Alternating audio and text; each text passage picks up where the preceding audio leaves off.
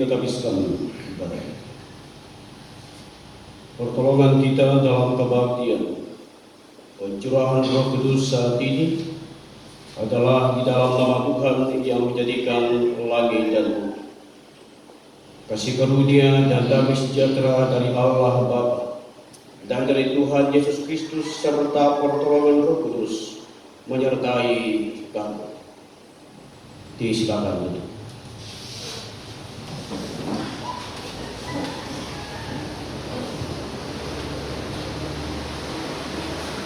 Selamat pagi, salam sejahtera bagi kita. Selamat bertemu kembali dalam rumah Tuhan, dalam menikmati kebaikan dan peristiwa dalam memperingati pencurahan Roh Kudus pada saat ini. Kita kembali puji muliakan Dia melakukan Mazmur 25 bait 1 dan bait yang kelima.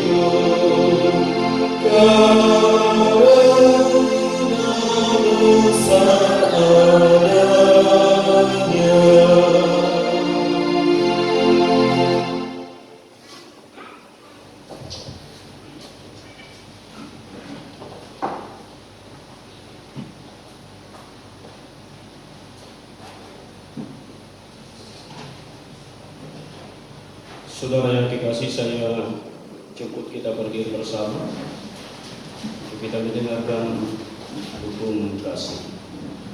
Markus 12 ayat yang ke-29 sampai 31. Jawab Yesus, hukum yang terutama ialah, dengarlah hai orang Israel, Tuhan Allah kita, Tuhan itu Esa. Kasihilah Tuhan Allah dengan segenap hatimu dan dengan segenap jiwamu dan dengan segenap akal budimu dan dengan segenap kekuatanmu. Dan hukum yang kedua ialah, kasihilah sesama manusia seperti dirimu sendiri. Tidak ada hukum lain yang lebih utama daripada hukum ini. Tak kita menyerah.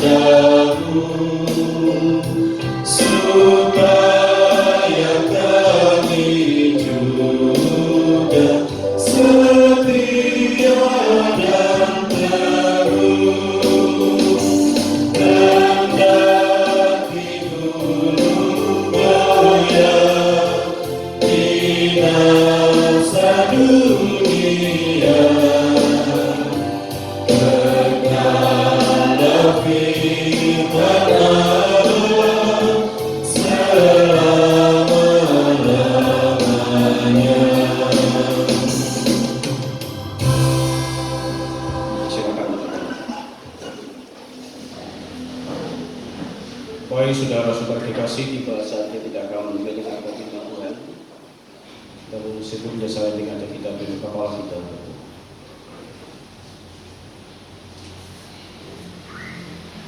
Kepadamu Tuhan Allah,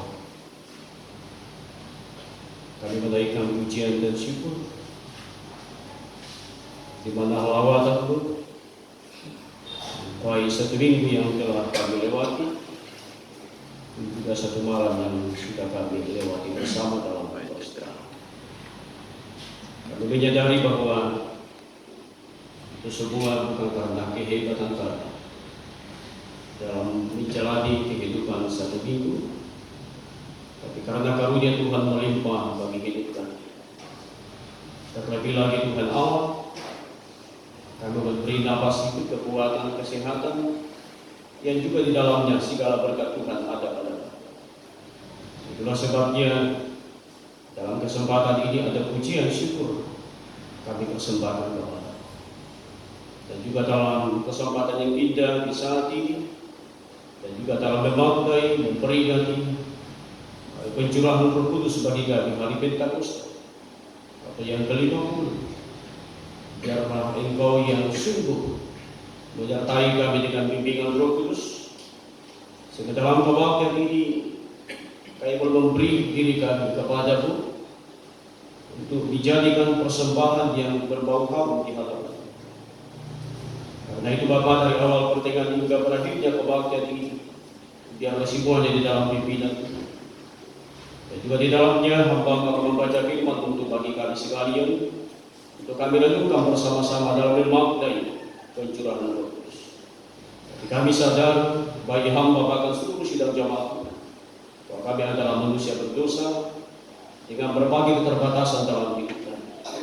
Karena itu perlengkapi dan ampunilah kami, agar kami boleh layak berkenan di hadapan-Mu dalam membaca dan menguraikan firman, sehingga dengan demikian firman Tuhan boleh tertanam dalam hati kami, terus boleh menghasilkan buah-buah yang baik, sehingga dimanapun kami berada, Tuhan dimuliakan. Terima kasih Bapa, berfirman-Lah, kami mau menyambut sabda-Mu. Di dalam nama Yesus kami berdoa. Amin. Bapak Ibu Saudara, saya mempersiapkan bagi kita dua bagian firman Tuhan yang akan menjadi bacaan kita pada kesempatan ini, yaitu di dalam Kisah Para Rasul pasal yang kedua, ayat yang pertama sampai ayat yang ke-13, dan juga di dalam Roma 8 ayat yang ke-5 sampai ayat yang ke-9.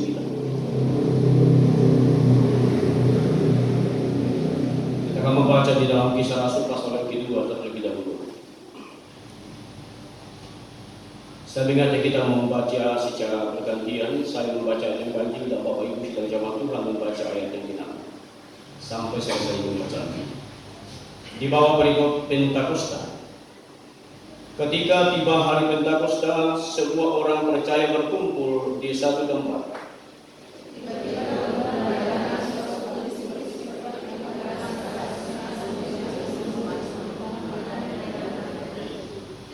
Dan tampaklah kepada mereka lidah-lidah seperti yang api yang bertebaran dan hingga pada mereka masing-masing.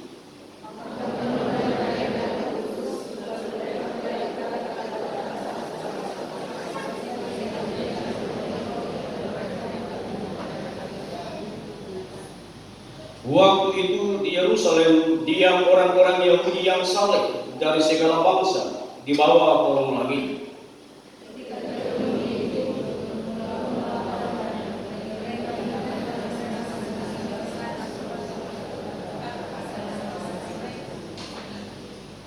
Mereka semua tercengang-cengang dan heran, lalu berkata, bukankah mereka semua orang berkata-kata itu orang Galilea?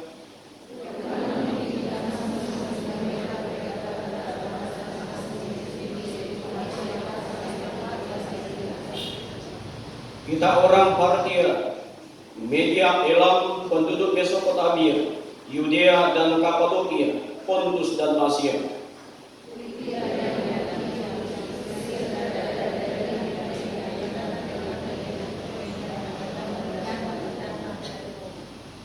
Baik orang Yahudi maupun penganut agama Yahudi, orang Kreta dan orang Arab, kita mendengar mereka berkata-kata dalam bahasa kita sendiri tentang perbuatan-perbuatan besar yang dilakukan Allah.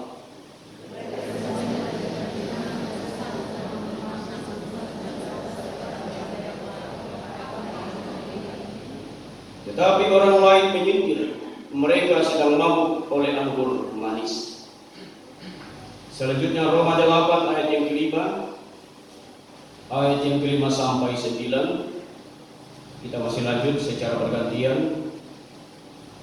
Sebab mereka yang hidup menurut daging memikirkan hal-hal yang dari daging, Mereka yang hidup menurut roh memikirkan hal-hal yang dari roh.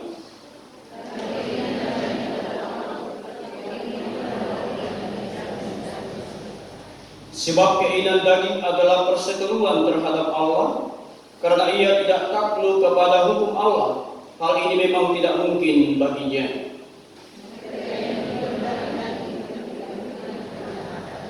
Bersama-sama 9, 1, 2, 3. Tetapi kamu tidak hidup dalam daging, melainkan dalam roh. Jika memang roh Allah diam di dalam kamu. Tetapi jika orang tidak memiliki Roh Kudus, ia bukan milik Kristus. Sini penjawab baca firman Tuhan, berbahagialah kita yang boleh membaca dan merenungkan firman-Nya dalam hidupnya hari ini. Amin. Sebelum saya memberi kesempatan kepada Bapak Ibu Bapak PPK yang pada kesempatan yang akan bersaksi, kita puji muliakan Tuhan melakukan Mazmur 105, 2 dan 4.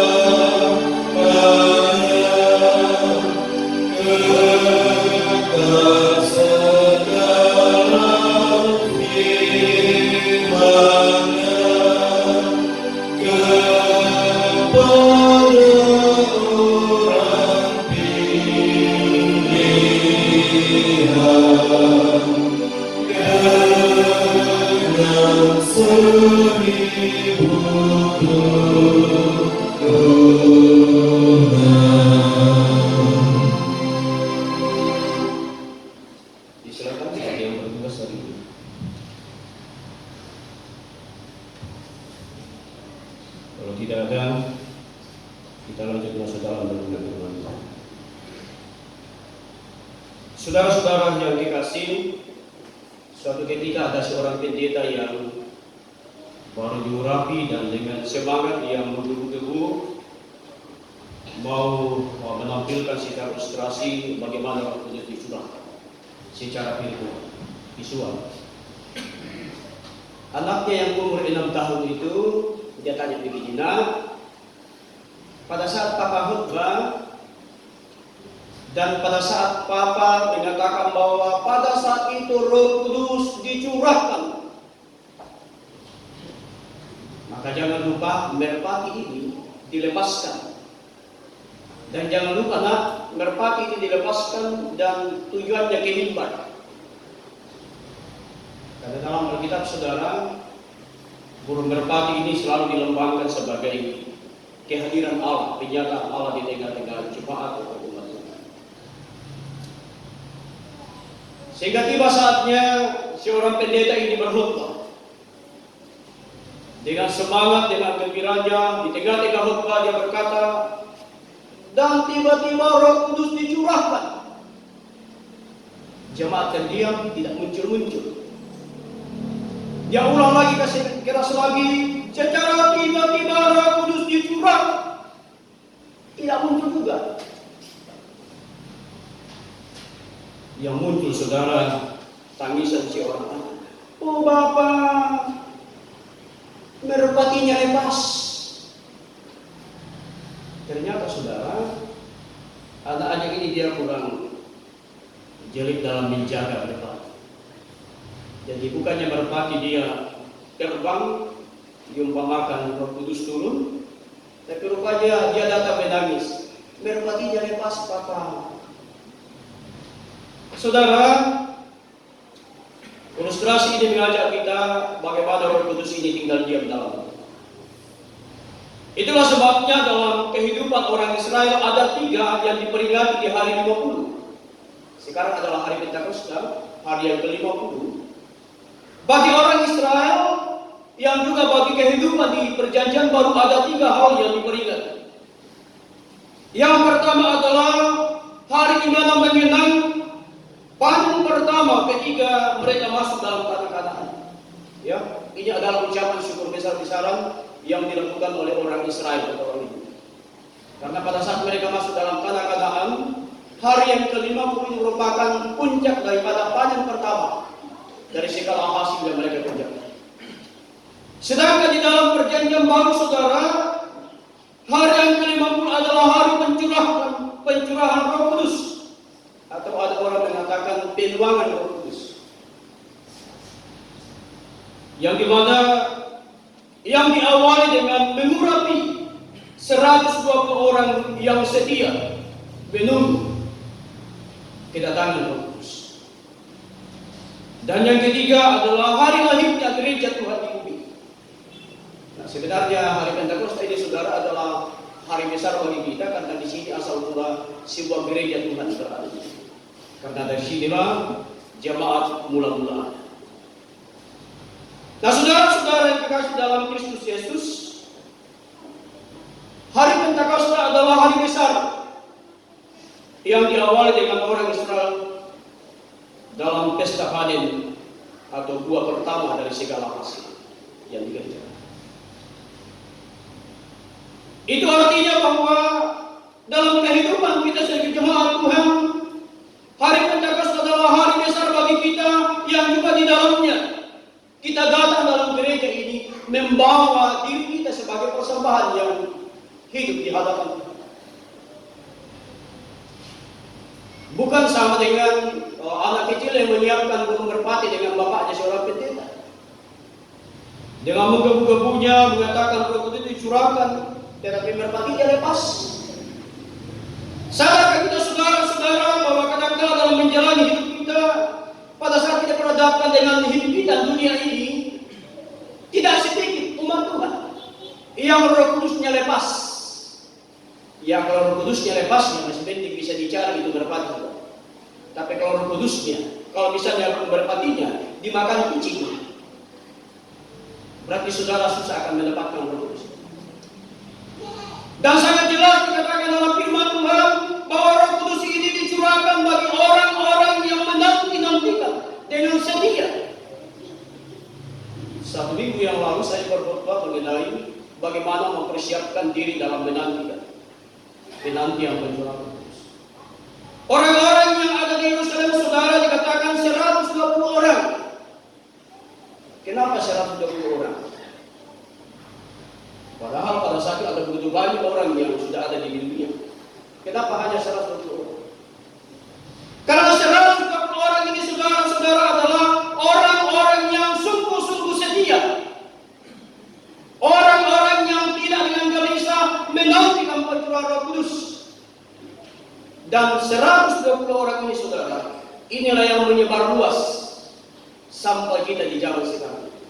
Itulah sebabnya saya katakan bahwa hari ini juga di samping pencurahan Roh Kudus sebagai sebuah peristiwa penting dalam kehidupan umat Tuhan, di sisi lain ini juga merupakan jemaat mula-mula yang dimana sampai pada saat ini sudah tersebar luas. Dikatakan dalam firman Tuhan,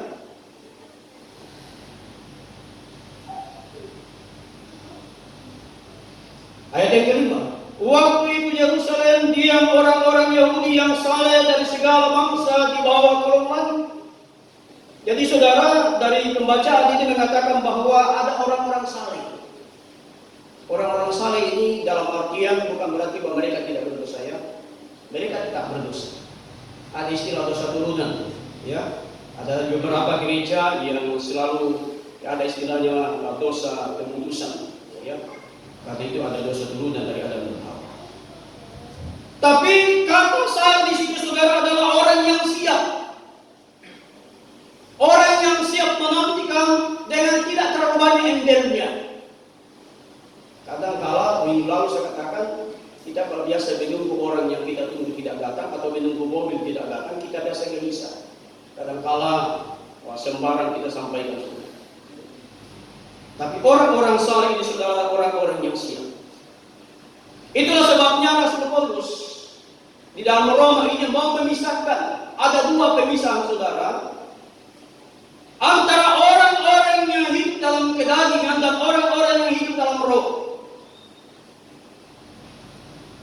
Jadi Rasul Paulus ini mau menyampaikan bahwa orang-orang yang telah dicurahkan Roh Kudus dalam dirinya terbagi dua. Orang-orang yang hidup dalam roh adalah orang-orang yang 120 itu, yang senantiasa dengan sabar setia menantikan Tuhan. Dalam ayat yang ke-6 dari Roma 8. Karena keinginan daging adalah maut, tetapi keinginan roh adalah hidup dalam damai sejahtera. Nah saudara, dalam tulisan Paulus ini dia mencoba untuk memisahkan ada dua tipe orang, ya. Dan tipe ini saudara mewakili kita semua, dan ini akan menjadi gambaran dan merupakan introspeksi bagi kita sebenarnya dalam diri saya ini keinginan daging atau keinginan roh. Yang pertama, Paulus memakai kata Yunani kata daging, artinya bahwa duniawi, ya. Dalam artian bahwa perpikiran kedagingan berarti berada di bawah kendali kedagingan. Jadi orang-orang yang hidup dalam kedagingan adalah orang-orang yang diatur oleh dagingnya, orang-orang yang dikendalikan oleh dunia ini, yang dia tidak mampu menghadapi tantangan dunia, yang tidak bisa membawa hidupnya dikendalikan oleh roh, karena yang ada dalam diri adalah roh jahat.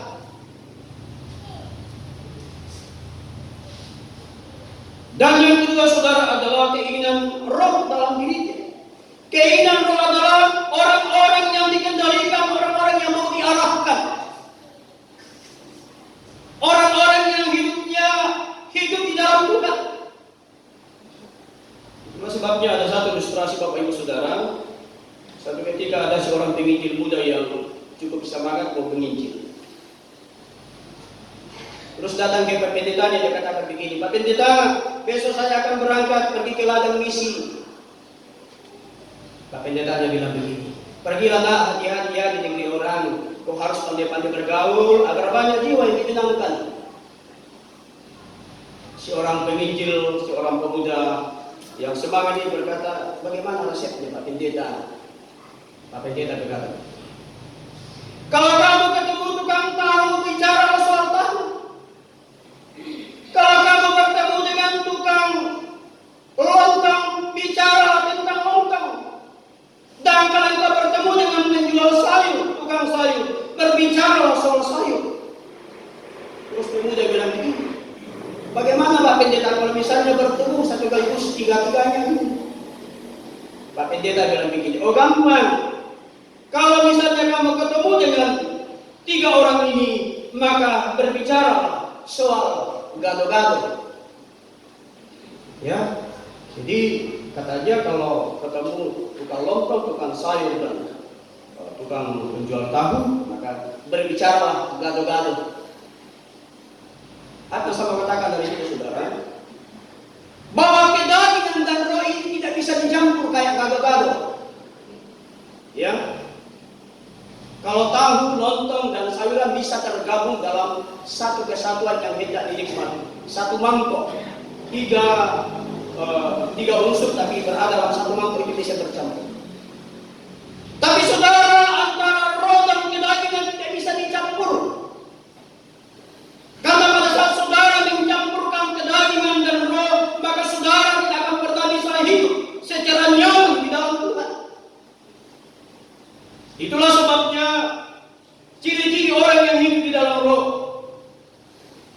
Ciri-ciri orang yang hidup dalam roh, yang tidak menggabungkan dirinya dengan kedagungan, yang tidak menggabungkan dirinya dengan duniawi, adalah orang-orang yang menjalin keintiman dengan Tuhan.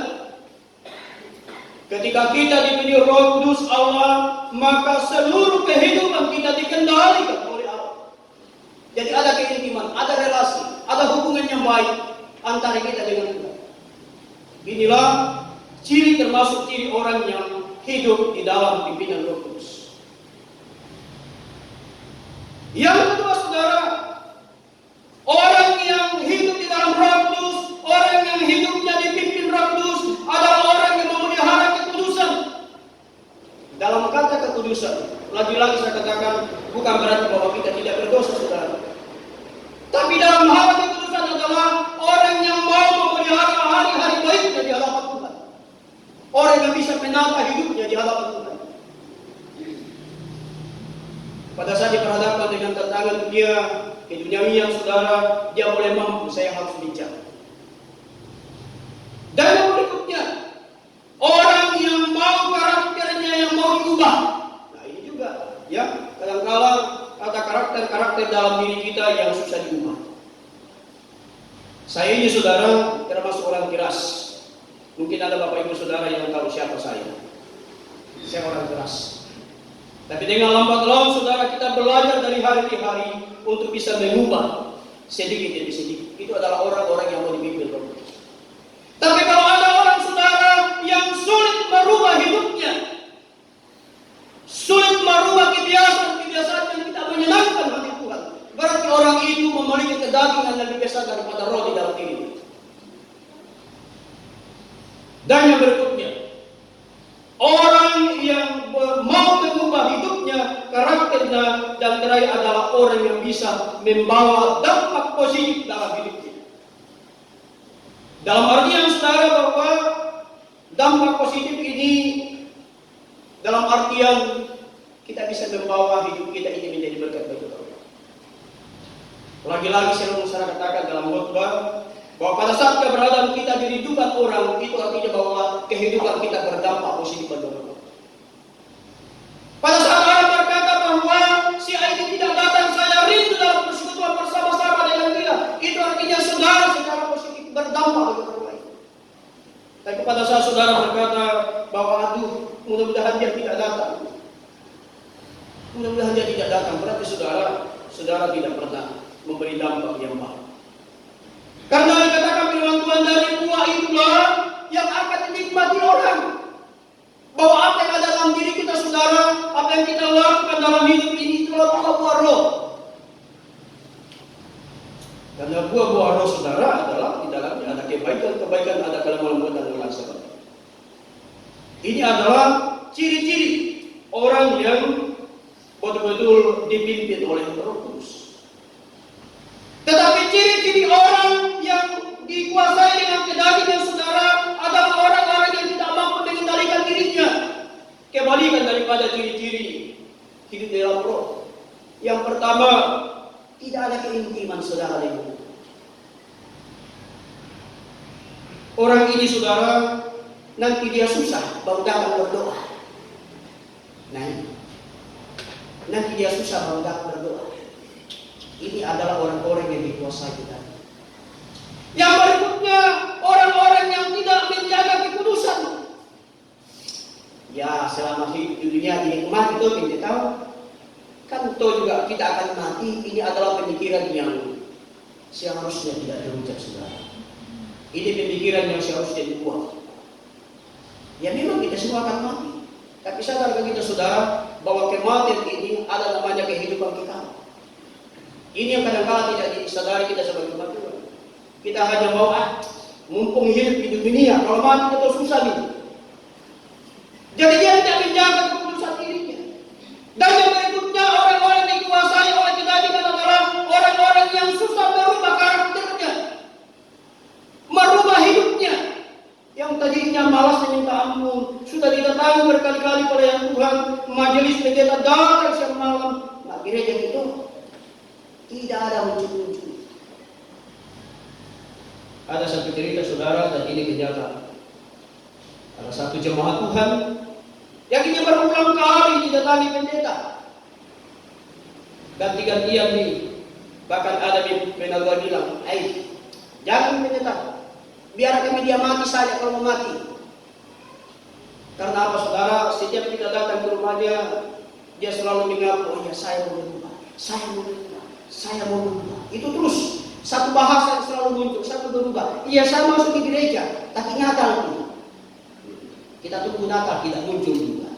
Setelah kita datang ke persiapan Natal, Paskah kita datang Paskah Natal, itu terus Natal Paskah, kita capek saudara. Dan pada akhirnya saudara, pada saat dia mengalami kesakitan, tidak ada pengampunan, mati. Untung saja pendeta tadi bilang kurang sayur, ya. Untung saja karena dia hamba Tuhan tidak sampai berkata demikian. Jadi ini adalah orang-orang yang susah berubah. Ya, ini adalah kedagingan, kentara sekali. Yang terakhir adalah orang yang tidak membawa dampak baik bagi orang lain. Setiap apa-apa maunya dia. Setiap apa-apa yang dia mau itu yang harus terjadi saudara. Ini tidak membawa dampak baik. Tidak pernah memperhitungkan orang lain. Tidak pernah melihat perasaan orang lain. Yang penting perasaannya nyaman. Perasaan orang lain biarkan saja lah dia. Nah ini adalah orang-orang yang tidak membawa dampak baik. Nah sekarang saudara kita sudah bisa memisahkannya. Mana kedagingan dan mana roh. Nah bagaimana dengan gereja saudara? Yang saya katakan tadi bahwa lahirnya sebuah gereja Tuhan. Nah apa tanggung jawab gereja?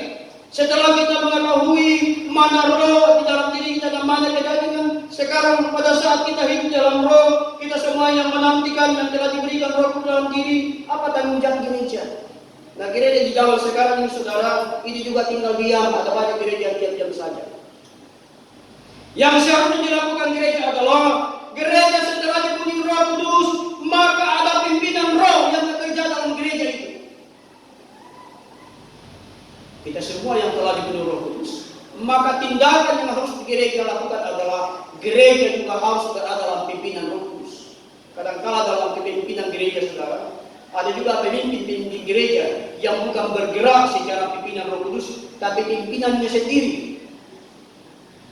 Ini kadang-kadang membawa gereja hancur, saudara. Jadi malam kami cerita-cerita, saya tidak sebutkan. Cerita-cerita kami beberapa pendeta bercerita soal gereja-gereja yang berkembang di Indonesia. Ada saat juga gereja-gereja bahkan ada saudara-saudara yang memang di dalamnya uang terus jadi matanya. Nah inilah gereja-gereja yang tidak dipimpin Roh Kudus, tapi gereja yang dipimpin oleh kedagingan. Setiap apa-apa uang terus saudara. Jadi setiap melihat uang, lihat orang ada uang, lihat barang ada orang, ada uang, lihat mobil ada uang. Jadi di matanya uang terus tertempel di matanya. Di mana-mana lihat apa-apa uang. Ini namanya orang yang haus dengan kedagingan. Tidak pernah puas dirinya saudara. Itulah gereja. Gereja siapa? Ya kita di dalamnya. Gereja yang kelihatan, gereja yang tidak kelihatan. Kalau orang berkata saudara masuk ke gereja GKS kecil memuju, tidak pernah memberkati orang, ya apa gunanya kita jadi gereja? Berarti kita tidak dipimpin Roh Kudus. Ini contoh. Yang berikutnya, gereja yang dipimpin Roh Kudus adalah gereja yang mengutamakan doa di dalamnya. Gereja yang harus mengutamakan doa. Ya kita bersyukur di Indonesia memuju ini, karena saya dekat gereja bahkan tinggal di dalam gereja. Ini setiap hari ini gereja terbuka. Ganti-gantian kita datang berdoa, mulai dari Senin sampai Minggu saudara. Jadi saya di rumah itu setiap datang lagi, Pak. Rajin Tuhan. Tapi kata orang lain, wah kaya.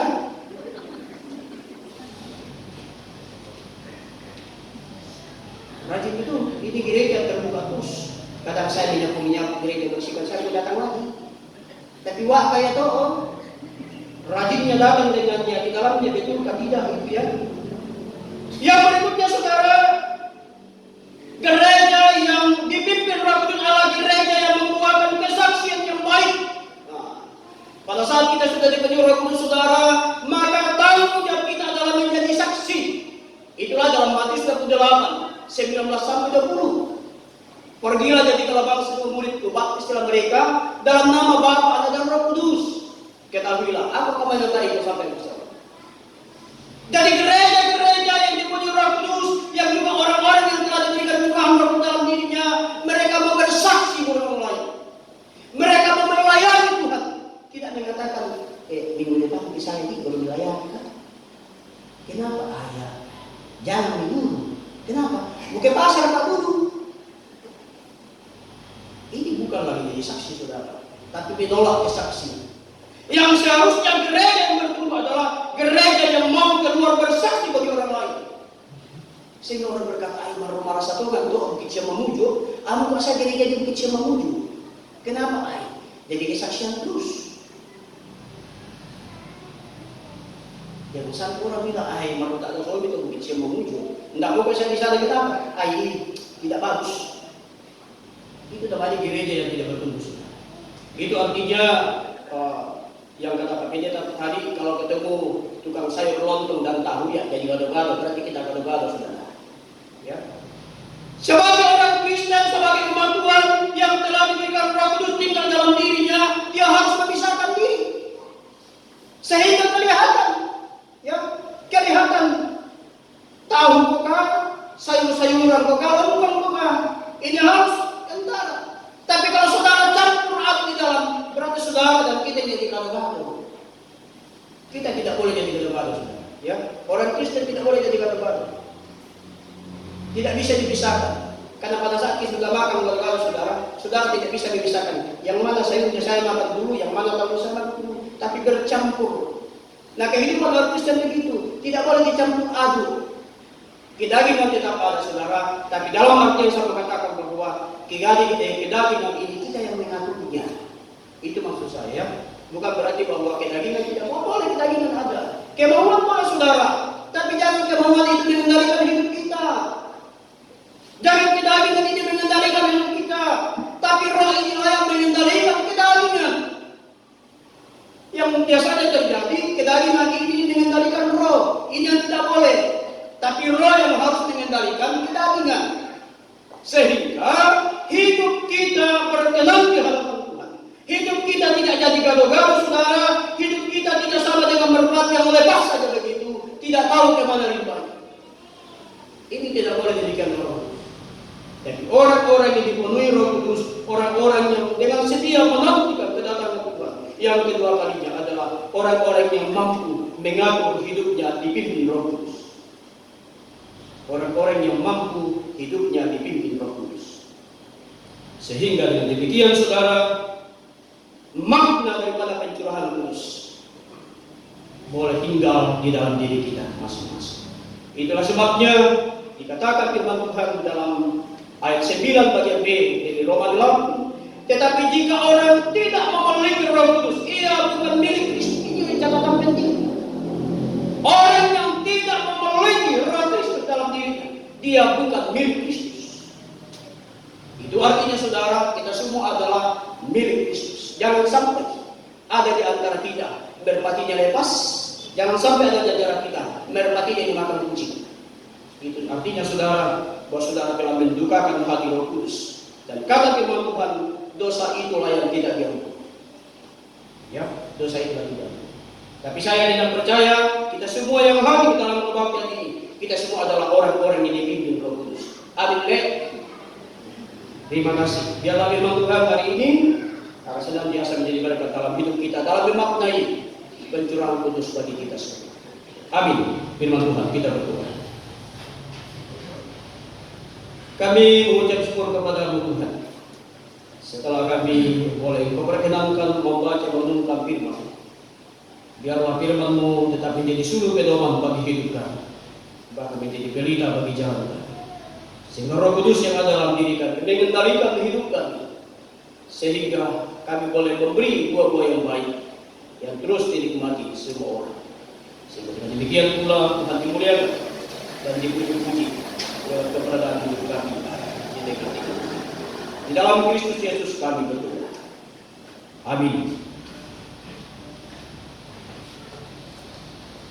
Baik Bapak Ibu Saudara, saya jemput kita berdiri bersama. Kita ucapkan doa dengan iman rasuli secara bersama-sama. 12 dengan iman rasuli kita mulai. Aku percaya kepada Allah Bapa yang Maha Kuasa, Maha Tinggi. dan kepada Yesus Kristus, Anak yang tunggal yang akan kepada Roh Kudus, yang menderita dalam pemerintahan Kristus Tuhan, disalibkan, mati dan dikuburkan dalam pada hari yang ketiga, naik ke surga, duduk sebelah kanan Allah Bapa yang Maha Kuasa. Ada datang dari sana untuk yang orang hidup dan nyata. Aku percaya kepada Roh Kudus, gereja yang utama, persekutuan orang kudus, mengampuni dosa, bagi dan damai, dan hidup yang kekal.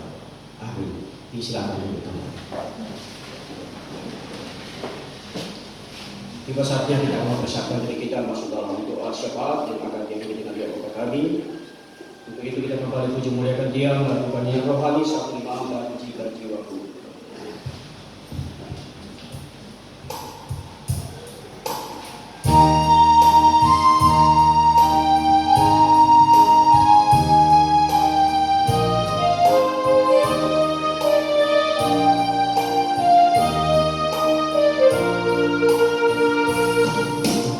Jika jiwaku berdoa kepadamu Tuhanku, ajar aku terima saja pemberian tanganmu dan mengaku seperti Yesus di depan sengsaranya. Jangan kehendakku Bapa, kehendakmu jadilah.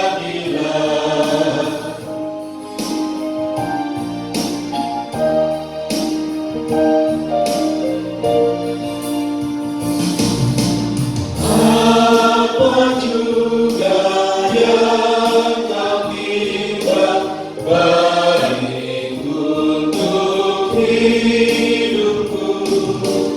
Bila aku pun setuju dengan maksud hikmatmu, dan mengerti dan percaya, biar hatiku lemah.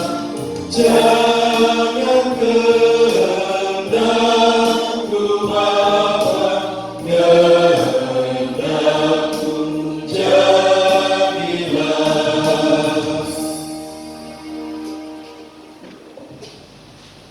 Baik Bapak Ibu Saudara, kita tutup kepala kita berdoa. Oh Tuhan Allah, kami kembali datang ke hadirat-Mu menengadah kepada Tuhan, karena kami sungguh mensyukuri atas segala pertolongan Tuhan bagi hidup kami masing-masing. Betapa besar kasih-Mu ya Allah yang Kau curahkan bagi hidup kami.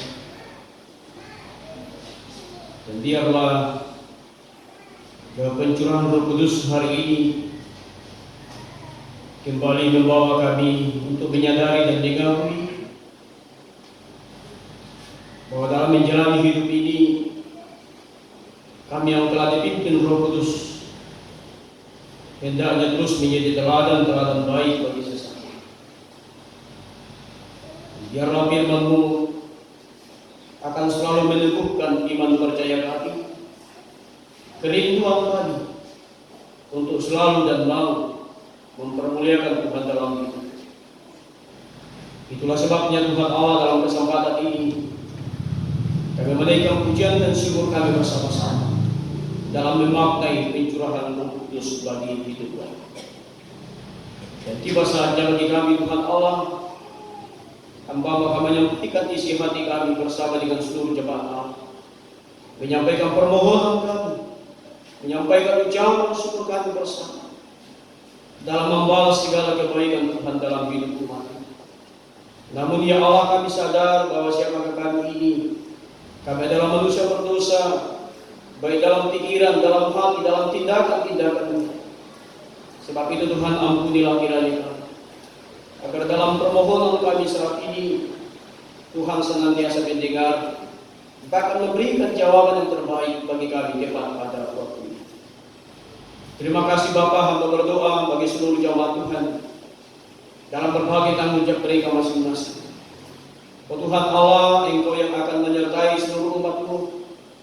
Tuhan yang akan memberkati lewat berbagai tanggung jawab yang mereka kerjakan. Baik kami sebagai pegawai, baik kami sebagai aparat keamanan TNI dan Polri, baik kami sebagai pengusaha, sebagai petani, bahkan dalam berbagai tugas profesi kami masing-masing. Oh Tuhan Allah, berkatilah seluruh jemaat-Mu ini dalam berbagai tugas mereka masing-masing, sehingga mereka terus boleh menikmati kehidupan di tengah-tengah dunia ini dengan baik, bersama dengan keluarga, dan terkhusus senantiasa bersama dengan Tuhan dalam menjalani hidup. Demikian juga kami berdoa bagi anak-anak kami ya Allah, yang sementara dalam masa-masa tumbuh kembang. Di dalam tangan-Mu hamba berdoa menyerahkan semua anak-anak kami. Katakanlah hidup mereka ya Tuhan, jagalah mereka, lindungilah mereka. Biar mereka terus menikmati masa-masa tumbuh kembangnya dengan baik, hingga pengenalannya akan Kristus Yesus senantiasa dinyatakan lewat mulut bibirnya sendiri. Kami berdoa ya Allah bagi orang-orang kami lanjut usia di tengah-tengah jemaat Tuhan. Berkatilah mereka ya Allah, sertailah mereka selalu, biar mereka terus menikmati masa tua dengan baik. Baik mereka yang boleh datang dalam rumah Tuhan dalam kesempatan ini, dan juga baik mereka yang tidak sempat hadir oleh karena keadaan fisik mereka yang sudah tidak memungkinkan melangkah masuk dalam rumah Tuhan. Oh Bapa, kasihilah mereka, biarlah sukacita dan damai sejahtera selalu ada dalam hidup mereka ya Allah. Terima kasih Tuhan Allah, kami juga berdoa kepada-Mu, menyerahkan seluruh kehidupan kami setiap rumah tangga kami masing-masing. Baik kami sebagai kepala rumah tangga, baik kami sebagai ibu rumah tangga, dalam tugas kami masing-masing tentu sangatlah berat. Tapi Tuhan, kami mohon, biarlah dengan pencurahan Roh Kudus saat ini akan memberi pencerahan baru bagi hidup kami sebagai suami istri. Biarlah selalu ada kesehatan, selalu ada cinta kasih mesra antara satu dengan yang lain, sehingga sekata bergandengan tangan bersama dalam rumah tangga. Sehingga Roh Kudus itulah yang akan memimpin rumah tangga kami masing-masing. Oh Bapa, kami juga berdoa kepada-Mu, menyerahkan akan kehidupan kami sebagai pelayan-pelayan sebagai abdi Allah ini. Dalam tugas pelayanan kami masing-masing, tentu secara manusia kami tidak mampu dalam mengangkat pelayanan oleh karena keterbatasan kami semua. Tapi biarlah urapan Tuhan, pertolongan Tuhan yang menyertai kami sekalian, sehingga kami boleh dimampukan dalam melayani Tuhan, mengabdikan diri kami dalam mengemban tugas mulia, dalam menggembalakan domba-domba kepunyaan Tuhan. Terima kasih Bapa di dalam kerajaan surga. Kami juga berdoa dalam kesempatan ini bahwa dalam menjalani kehidupan kami, tentu kami seringkali berhadapkan dengan berbagai tantangan kehidupan secara dunia. Seringkali kami tidak mampu, bahkan seringkali kami menangis di hadapan Tuhan oleh karena ketidakberdayaan kami. Itulah sebabnya Tuhan, kami berdoa, terus berdoa kepada-Mu, biarlah Tuhan terus memperlengkapi kami dengan kekuatan iman, sehingga perisai iman inilah menjadi kekuatan bagi kami dalam menghadapi berbagai tantangan dunia ini. Demikian juga kami berdoa, walaupun ada berbagai tantangan kami hadapi, namun kebaikan Tuhan terus nyata bagi kami. Di mana dalam kesempatan ini kami bersyukur bersama oleh karena beberapa anak-anak Tuhan yang boleh Engkau tambahkan umurnya 1 tahun dalam kesempatan minggu ini. Mercilianti Mailinda, Christopher, Gabriela Milsa, Gino Boy Jerilo, Billy Steven, Ambarwati, Aliansius Praito, Valencia Tanisa, Salmawati, Erling Pungkawati, Lois atau Pimpin. Di dalam tangan-Mu kami berdoa Tuhan Allah, biarlah dengan bertambahnya umur mereka 1 tahun ini, Engkau terus menyertai berkati di dalam kehidupan pribadi dan keluarga Tuhan dikasihi, dan biarlah Engkau yang terus dipuji dan dimuliakan dalam hidup, bahwa mereka boleh menyadari dan mengakui bahwa mereka boleh tambahkan umurnya 1 tahun bukan karena kehebatan mereka, tapi karena karunia Tuhan melimpah dalam hidup saudara dan saudara. Demikian juga berdoa kepada Tuhan Allah, menyerahkan akan beberapa jemaat Tuhan yang juga mengungkapkan syukurnya kepada Tuhan. Baik ucapan syukur secara keluarga pribadi pun juga dari perkeluhan yang mereka boleh bawa dalam rumah Tuhan. Keluarga Yusuf Palamba dan juga 2 keluarga yang tidak menyebutkan namanya, ya Tuhan. Tuhan lah yang tahu, Tuhan telah mendidiki hati dan batin mereka semua, sehingga mereka boleh bawa dalam rumah Tuhan sebagai persembahan mereka. Tidak akan menjadi kerugian dan kesejahteraan dalam hidup, tapi sungguh membawa seorang berkah di tengah-tengah kehidupan keluarga maupun pribadi mereka. Oh Bapa di dalam kerjaan surga, kami berdoa kepadamu, mendoakan untuk orang-orang kami, saudara-saudara kita sekalian yang masih dalam keadaan lemah oleh karena sakit penyakit yang diderita. Ada orang tua kita sekalian Abraham Kambudo, Yakub Sitopa, Nelsia Semoga Padang, Yudia Spira, Adiatma dan Nyonya Sarapun. Oh Bapa surgawi yang akan menyertai akan umatku ini dalam pergumulan mereka masing-masing. Bahwa di dalam ketidakberdayaan Tuhanlah pengharapan, Tuhanlah pemulih bagi mereka semua. Dan biarlah mereka dalam kelemahan mereka semua, Tuhan selalu ada menyertai, Tuhan selalu ada menopang, menjaga, memelihara. Dan biarlah kesabaran ketabahan itu tetap menjadi bagian kehidupannya. Sehingga dalam menjalani hidup ya Tuhan, mereka terus berserah diri bahwa Tuhanlah penopang, menjaga hidupnya. Biarlah dalam menjalani hidup ini, Tuhan selalu ada menjadi penolong satu-satunya dalam hidup. Keluarga-keluarga orang tua serta saudara yang mendampingi, biarlah Tuhan juga mengasihi mereka, memberi kekuatan iman, kesabaran, ketabahan, agar mereka tetap sabar dan setia dalam mendampingi anak bahkan keluarga mereka selama dalam masa-masa penderitaan ini. Sehingga dengan demikian ya Allah, Engkau sungguh dimuliakan bahwa kehadiran Tuhan selalu ada dan tepat pada waktunya. Terima kasih Bapak, kami berdoa untuk setiap dapel di tengah-tengah jemaat Tuhan, memberkati semua pengurus dapel, memberi kesehatan tentang satu dengan yang lain, sehingga daerah pelayanan kami menjadi berkat bagi semua orang. Bahkan keberadaan dapel ini juga menjadi teladan-teladan bagi setiap persetujuan kami, ya Allah. Kami berdoa dalam beberapa hari bahkan minggu ke depan dalam berbagai tugas panggilan kami masing-masing. Kami percaya bahwa Tuhan juga hadir dalam segala keadaan yang kami alami, termasuk perjalanan kehidupan kami. Sekiranya ada di antara kami melakukan perjalanan sepanjang 1 minggu ini, biarlah Tuhan terus mengawali setiap langkah umat-Mu, menjauhkan berbagai halangan, rintangan, mara, bahaya, kecelakaan maut sekalipun, sehingga sukacita senantiasa menyertai setiap langkah umat-Mu. Sehingga di minggu akan datang ini, kami kembali datang berbakti mempermuliakan Tuhan. Kami berdoa beberapa hal yang hendak kami lakukan ke depan dalam kebaktian khusus dalam kedua dan pemberkatan liga, baik di tanggal 11 maupun di tanggal 17 mendatang, ya Tuhan. Kami mohon Tuhan terus memberkati persiapan dengan persiapan keluarga yang hendak menghantar anak mereka masuk dalam rumah Tuhan untuk boleh diberkati pernikahan mereka. Tuhan mengasihi, Tuhan menolong. Demikian juga calon mempelai, ya Tuhan. Tuhan kasihlah mereka, biarlah kekuatan iman menjadi pegangan pertama dalam memulai rumah tangganya yang baru, sehingga seluruh proses pelaksana sampai dengan pemberkatan nikah dapat terlaksana di bawah pimpinan Tuhan. Terima kasih Bapak Surgawi.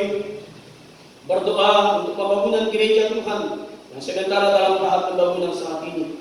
Bapak, Engkau adalah sumber berkat bagi kami Tuhan. Terus curahkan berkat-Mu baik lewat panitia bahkan seluruh jamaah Tuhan. Biarlah pembangunan gereja Tuhan terus berlanjut dengan baik, dan di dalamnya kami sadar bahwa berkat Tuhan akan terus tercurah bagi hidup kami. Semua panitia yang telah dibentuk di tengah-tengah jemaat panitia Natal, bahkan semua panitia-panitia lain yang akan melaksanakan kegiatan di sepanjang tahun ini dalam memaknai kelahiran Juru Selamat bagi kami. Biarlah Tuhan juga memberkati dalam berbagai upaya-upaya yang mereka telah lakukan saat ini. Kami berdoa untuk bangsa negara dari pusat sampai pelosok. Kasihilah semua pemerintah kami, ya Tuhan, untuk memberi kemampuan kebijaksanaan dalam mengelola bangsa kami ini, sehingga selalu ada kedamaian sukacita tercipta di bangsa kami ini, khususnya Sulawesi Barat di sini, ya Tuhan, di Kabupaten Mamuju sekalipun. Kami berdoa biarlah Tuhan terus mengasihi para jabat yang ada, biarlah mereka boleh menjalankan kepemimpinan mereka bukan karena kemauan mereka Tuhan, tapi karena pimpinan Tuhan yang selalu menyertai. Demikian juga semua aparat keamanan, TNI dan Polri dalam menjalankan tugas mereka, bahwa tidaklah mudah Tuhan dalam menjalankan tugas ini. Tapi Tuhan mengasihi mereka, Tuhan menyertai, memberi kesanggupan, baik dari semua dari jajaran Polda sampai pada jajaran-jajaran yang ada, bahkan semua aparat-aparat yang lain. Ya Tuhan, kami percaya bahwa dalam tugas itu Tuhan selalu menyertai, menjauhkan berbagai hal yang tidak kami inginkan, sehingga sukacita tanggung jawab senantiasa dijalankan sebagai bagian daripada pelayanannya bagi kami umat-Mu. Demikian juga keluarga-keluarga hendak mereka tinggalkan, kasihi mereka Bapa, sehingga selalu di dalam perlindungan Tuhan. Terima kasih, kami berdoa bagi kami sekalian boleh mengangkat pelayanan di hari ini. Biarlah Tuhan memberkati semua pelayanan kami, biarlah pelayanan ini terus menyenangkan hati Tuhan, sehingga pada saat kami berpisah-pisah, kami kembali ke rumah kami masing-masing, ada damai sejahtera sukacita yang hendak mengiring langkah kami bersama, ya Allah. Kami berdoa pula secara khusus untuk persiapan anak-anak kekasih kami, bahwa jika Tuhan berkenan tanggal 12 akan dilaksanakan baptisan bagi anak-anak Tuhan yang Tuhan telah karuniakan untuk lahir di tengah-tengah dunia dalam melengkapi kebahagiaan setiap rumah tangga. Biarlah persiapan ini kami juga berdoa Tuhan menyiapkan yang terbaik. Seluruh persiapan Tuhan sediakan dengan cara-Mu sendiri, sehingga pada akhirnya nanti boleh dilaksanakan bakti yang khusus dalam menyerahkan anak-anak kami ke dalam tangan kasih-Mu, ya Tuhan. Terima kasih Bapa, terima kasih. Kami bersyukur berdoa kepada-Mu, dalam kesempatan ini kami boleh ada sebagaimana adanya. Bukan karena kehebatan kami, tapi karena anugerah Tuhan yang terus menyertai setiap langkah hidup kami. Terima kasih Bapak, inilah doa kami. Inilah syafaat kami. Inilah syukur pujian penyerahan diri kami yang Bapa. Kami bawa kepada-Mu. Ada di dalam nama Yesus Kristus, Tuhan dan Juru Selamat hidup kami. Yang telah mengajar berdoa bersama-sama demikian. Bapa kami di surga, dikuduskanlah nama-Mu, datanglah kerajaan-Mu, jadilah kehendak-Mu di bumi seperti di surga. Berikanlah kami pada hari ini makanan kami yang cukup, dan ampuni kesalahan seperti kami juga mengampuni orang bersalah. Dan jangan bawa kami dalam pencobaan, bebaskanlah kami dari jahat. Karena Engkau yang mempunyai kerajaan dan kuasa dan kemuliaan sampai selama-lamanya. Amin. Tiba saatnya Bapak Ibu Saudara, kita akan memberi persembahan kita kepada Tuhan sebagai tanda syukur kita dalam kebersamaan ini. Sambil datang di jalan kita puji muliakan Tuhan, melakukannya yang rohani dan supremam. Kita lakukan Tuhanku berkat-Mu menyembah.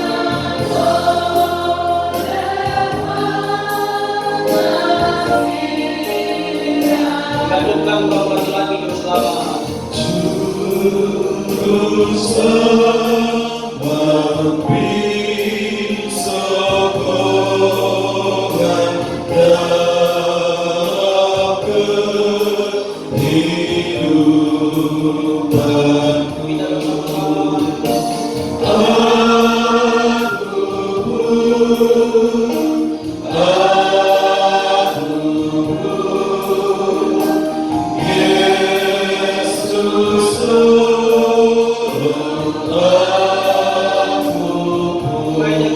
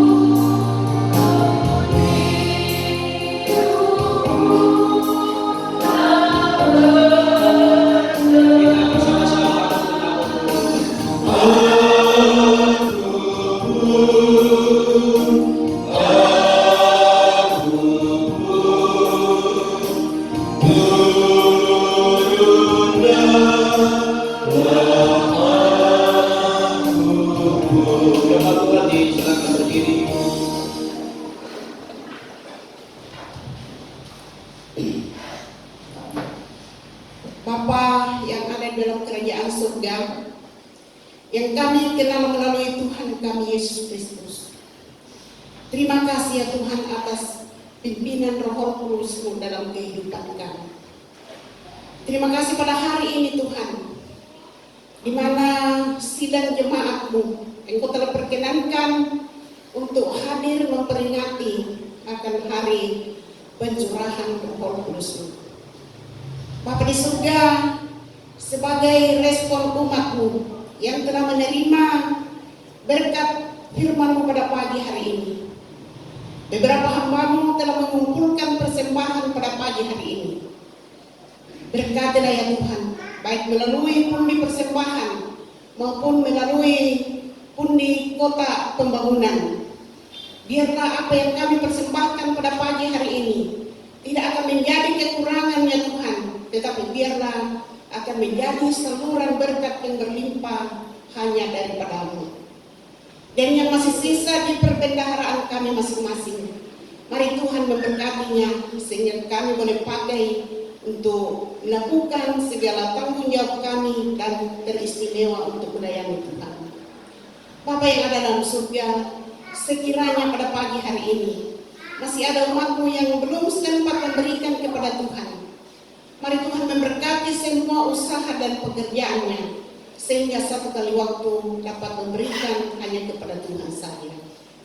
Bapa, dengarkanlah seruan kami pada pagi hari ini, yang kami bawa hanya di dalam nama Tuhan kami Yesus Kristus. Amin.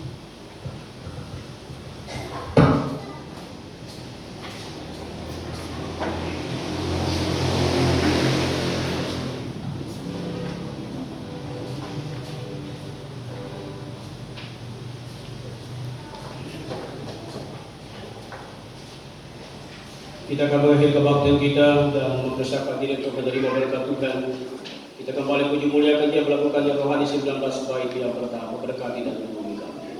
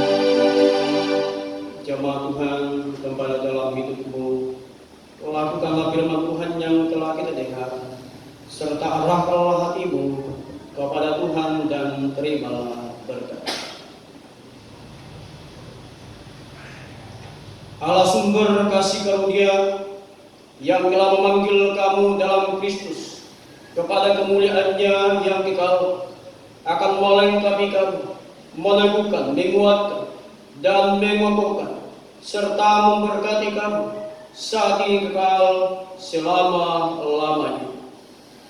Amin.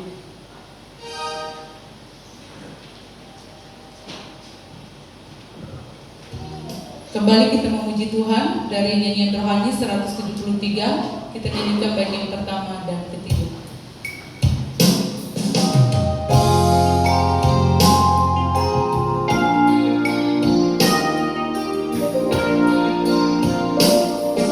keluar dari kau dan rumah Bapamu, serahkan dirimu kepada Bapa-Mu. Percaya sabdanya, berjalan dengan suka ke tanah air mata yang tertentu dibuka.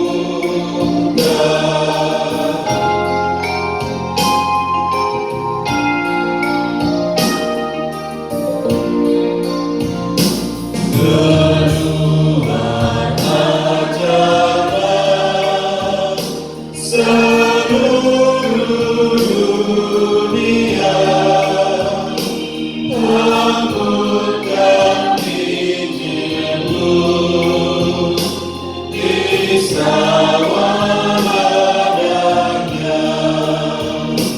Maukah maupun gelap di rumah dan kerjamu, baik ingatlah tetap ku menyertai kamu.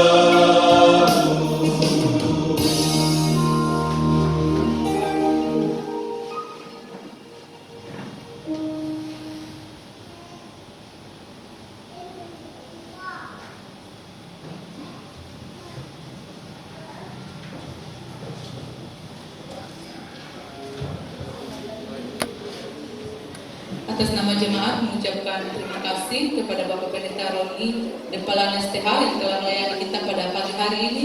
Tuhan Yesus memberkati.